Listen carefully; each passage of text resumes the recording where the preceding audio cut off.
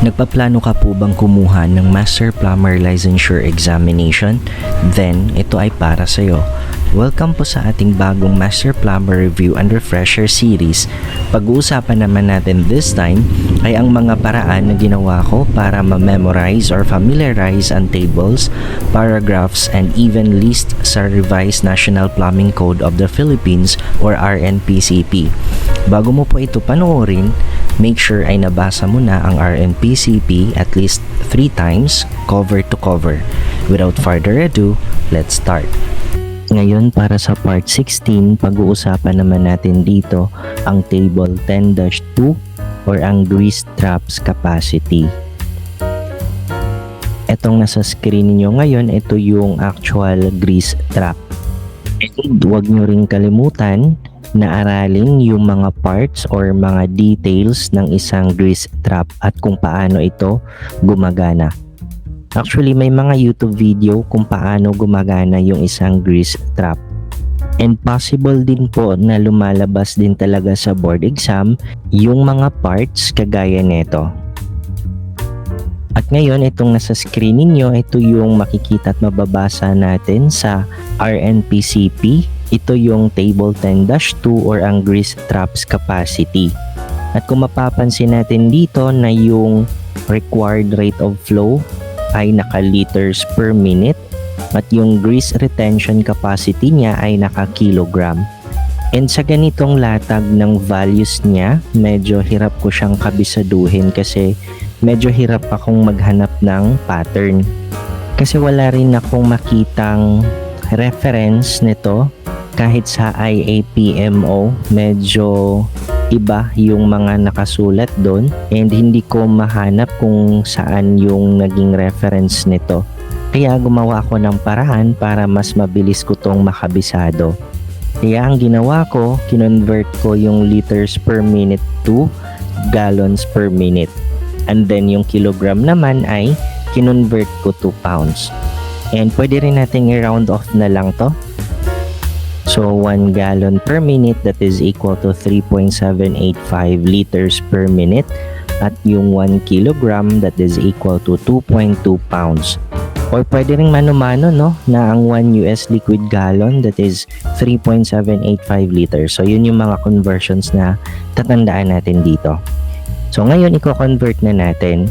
Kaya yung 76 magiging 20, yung 95 magiging 25, yung 132 magiging 35, yung 189 magiging 50. And then sa grease retention capacity, gagawin nating pounds.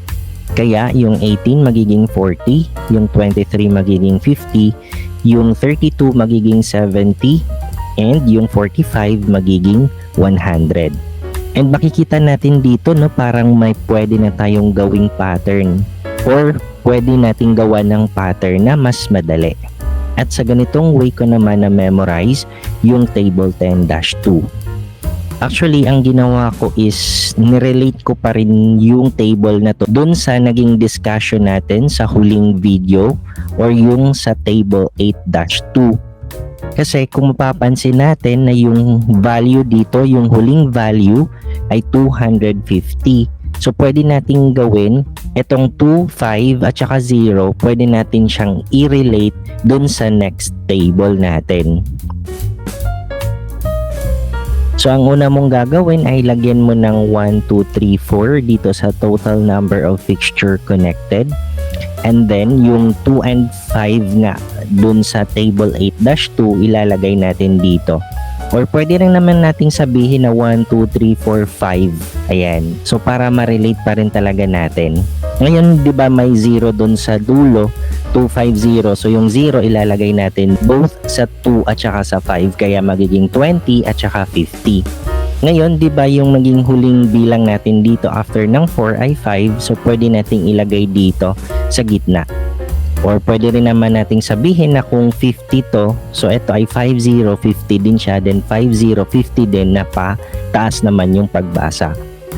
Then ngayon ay ito, yung 2, 3 na nasa gitna, ilalagay naman natin siya dito sa gitna niya. Kaya magiging 25 and 35 yung values dito para sa required rate of flow na naka-gallons per minute.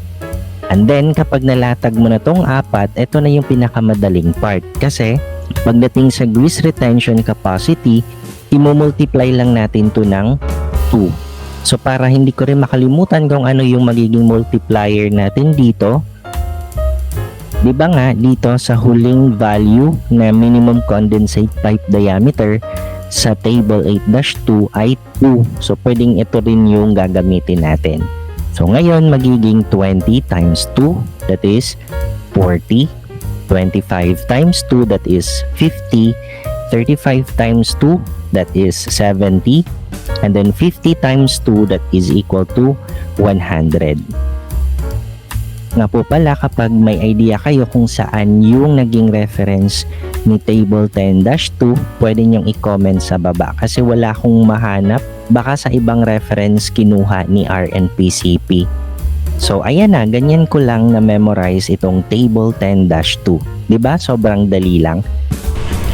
And that's all for this part. If you find this video interesting and informative, please don't forget to like, share, and subscribe, and hit that notification bell for more tutorial videos like this. Thank you and good luck, future master plumbers.